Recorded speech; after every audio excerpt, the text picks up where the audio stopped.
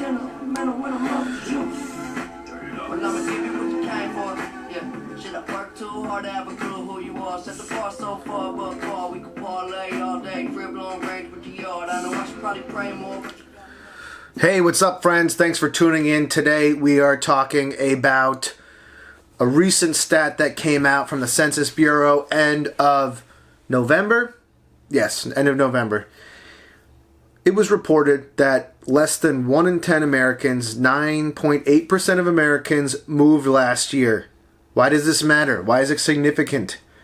It's the lowest rate at which Americans moved in the last calendar year since we started keeping track of these statistics back in the 1940s, post-World War II.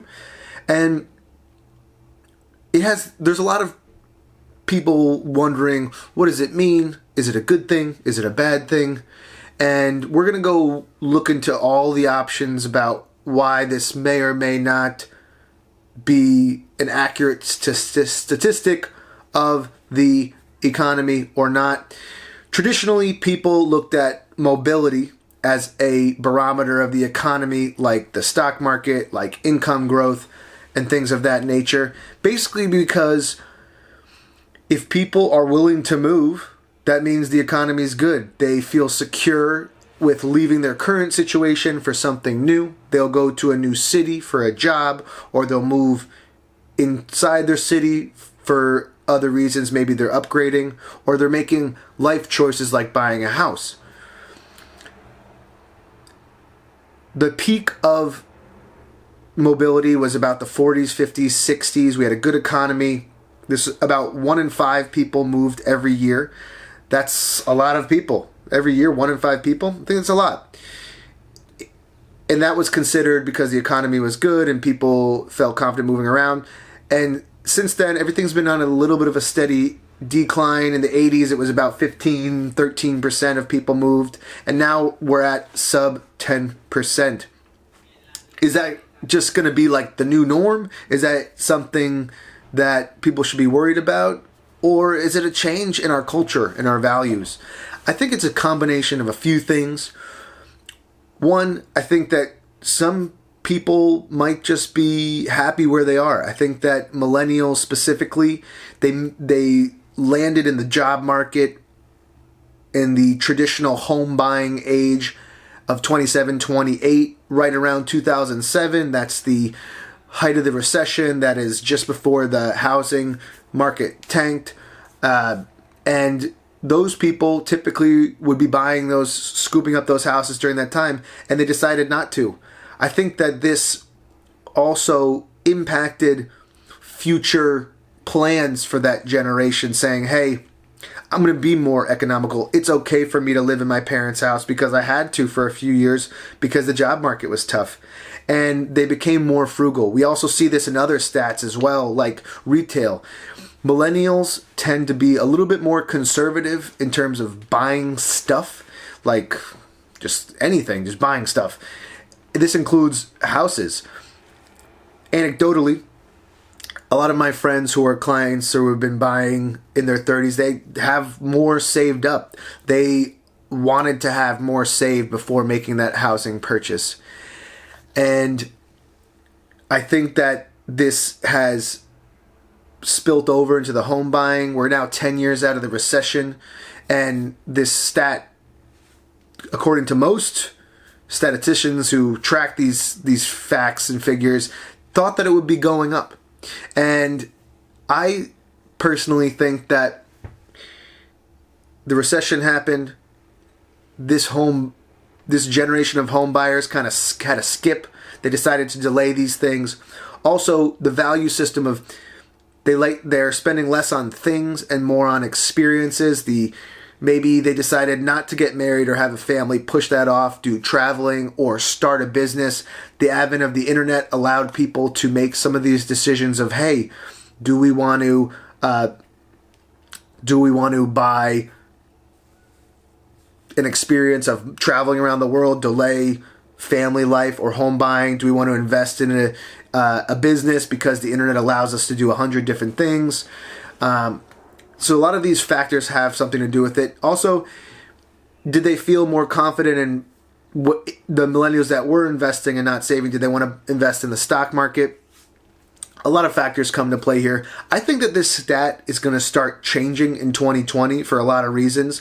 One of the reasons I think is because that generation that moved out of home buying, or should have been buying homes in around 27, those people are like in their mid-30s, early 30s now, or late 30s, and the economy has been on a tear for 10 years. People's net worth is a lot higher now. Maybe they have had some stock gains that they can translate into a down payment of a house. Even though housing prices are up, it's been a buyer's market. Interest rates dropped again, so now they have more buying power. Maybe they're seeing these factors in the economy come and say, hey, now I can buy a house safely and feel confident about it. And maybe it's just time for them that maybe they're not going to live at their parents' house forever. They're not going to be with their roommates forever. They're going to buy their own place. They're going to start a family and things like that. So I think that this is going to change, and I think this is important that it should change. We need to have a situation where young people feel confident in buying a house. They're not they're putting down roots. They're investing in things like a home, so they're paying themselves versus a landlord, and making these commitments for older generations too, because a lot of baby boomers, Gen Xers, they need younger people to buy homes so they can cash out on their equity if they have an appreciation, or they might have a lot of their retirement tied up in these houses.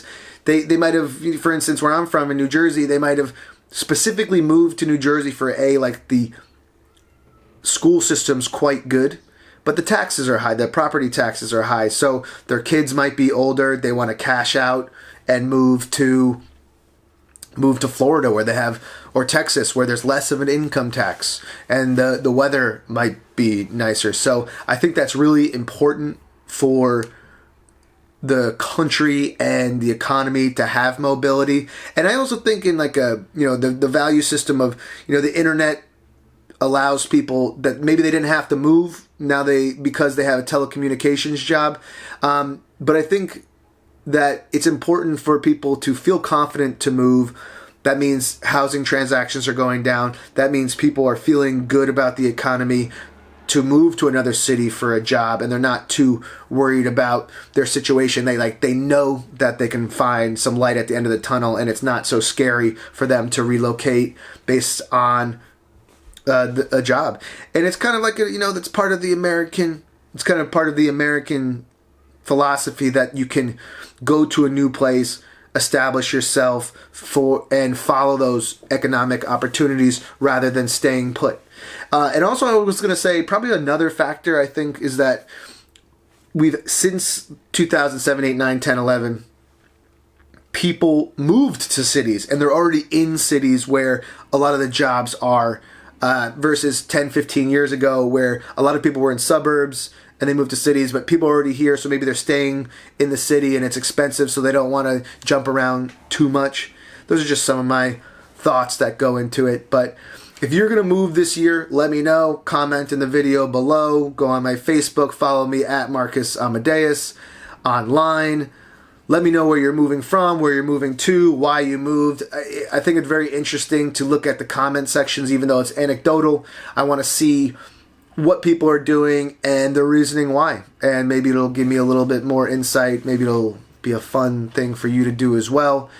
And I'm a real estate agent in New York City. We have offices nationwide as well. If you need help moving to New York or out of New York or in a different city, we have a network of professionals that can help you. Or if you just have any questions, let me know. I make a lot of videos about housing in New York and nationwide, the economy, and then just other fun stuff I like to do. So thanks for tuning in.